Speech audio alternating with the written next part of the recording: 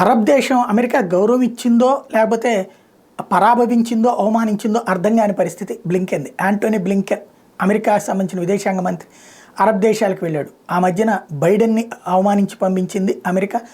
తాజాగా బ్లింకెన్తో అప్పుడు అవమానించి పంపించింది సౌదీ అరేబియా. ఇప్పుడు బ్లింకెన్కి ఒక టెంట్లో కూర్చోబెట్టి మాట్లాడి పంపించాడు సౌదీ అరేబియా యువరాజు మహమ్మద్ బిన్ సల్మాన్. ఇది ప్రత్యేక టెంట్ అని చెప్తున్నారు.